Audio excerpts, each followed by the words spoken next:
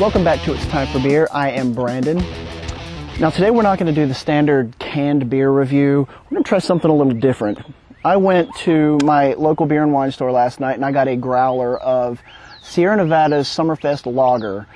I've never been disappointed with anything that Sierra Nevada has ever done. As a matter of fact, one of my favorite beers by them is Torpedo Extra IPA, as well as, their Sierra Nevada's just regular pale ale. I've also tried many of their other beers, and I've liked everything they've done, except for the Summerfest lager.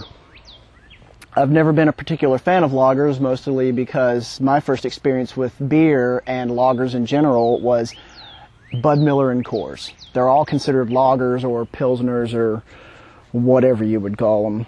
So I was all excited last night. I was going to get a lager that was more than just a lager, or more than just a Bud Miller or Coors. Maybe something like a Boston lager even, where you drink it and it is hoppy. But it wasn't. But my initial reaction was this tasted just like Budweiser. So I decided what I was going to do was, as much as I hate to admit it, I went and I bought a can of Budweiser. And I'm going to do a parallel tasting. I have my growler of Summerfest lager, and I have my can of Budweiser.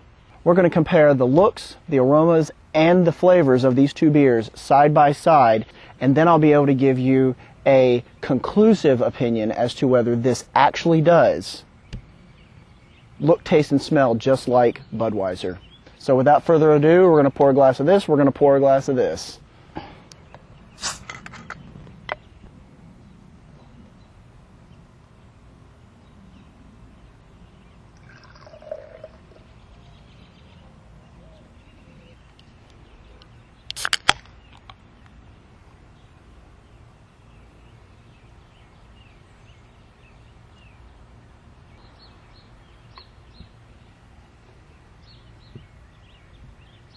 Now the website describes the Summerfest lager as a refreshing Pilsner-style lager. Its incredible smoothness comes from an extra long lagering period, lighter in body than our ales, but just as complex in character.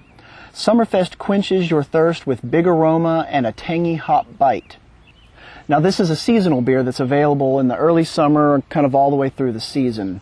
This is a Pilsner, 5% alcohol by volume. There's 28 IBUs, and this growler cost me $6.99. The bittering hops are Pearle, most people pronounce it Pearle, and Saaz, most people pronounce it Saaz or Saaz. The finishing hop, or probably the aroma hop, is also Saaz.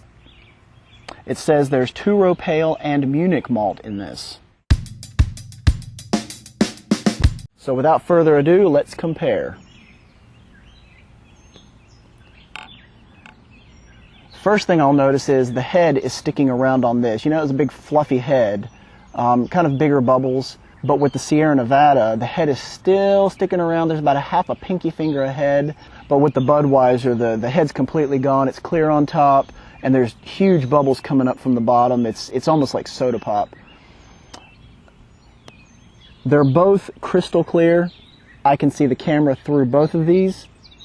They are exactly the same color. Exactly the same color. But again, the head is sticking around on the Sierra Nevada. So that clearly shows that they use all malt and not rice and corn, with a little bit of malt for coloring. So it's got that going for it. All right, the aroma. Let's start with the Budweiser. Okay, it's got a sweet, malty aroma to it. The Sierra Nevada,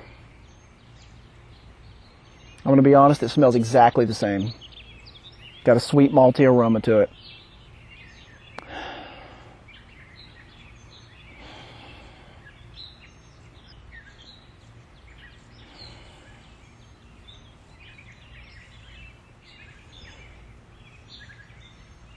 These smell exactly the same. Exactly the same. If somebody switched them around, I wouldn't know which was which, except for the look of them, because this one's still got a head sitting on the top and this one doesn't. I can't really describe what it smells like other than a sweet malty aroma. It's not very appealing, actually. All right, let's see how these taste. We're going to start again with the Budweiser.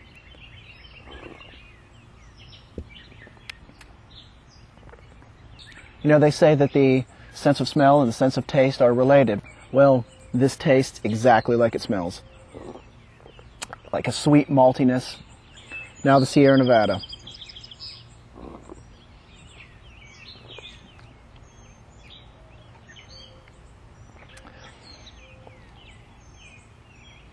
Same thing with this one, where it tastes just like it smells.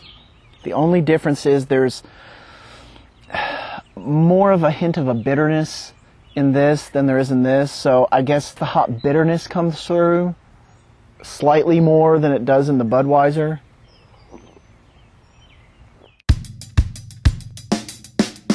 Other than a slight, this one's slightly less sweet than this, but honestly, if I were to switch these and let them sit for a while and come back out, I honestly don't know if I'd be able to tell a difference.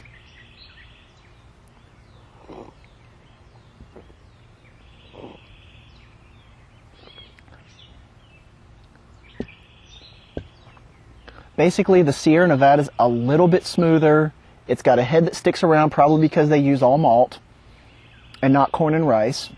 There's a little bit more of a bitterness than there is in the Budweiser, but there's no hop character in this whatsoever. I don't smell hops. I don't taste hops.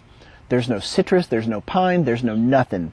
When they say Summerfest quenches your thirst with a big aroma and tangy hop bite, they're full of it, because there's no hop character in this whatsoever. And this was fresh.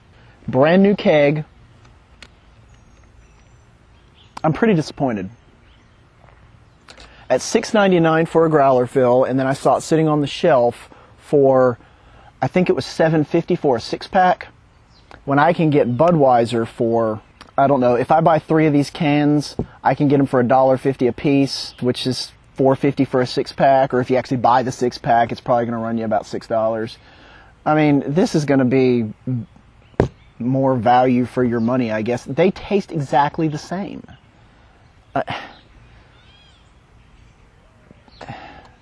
I'm pretty disappointed. On Sierra Nevada's part, this is what they call on the internet an epic fail. If they were trying to make a Budweiser style beer, they have achieved it. So, thumbs down, Sierra Nevada. I can't even give this a grade, because whatever I would give this is going to be the same thing. They taste exactly the same, but yours is more expensive. Bad. Epic fail. I might actually pour this out.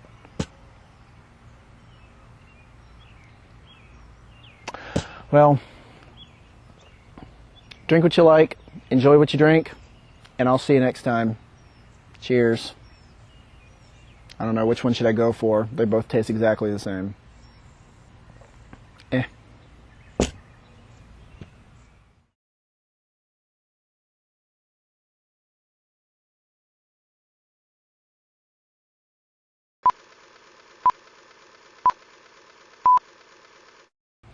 Now today we're not going to do the standard canned beer review.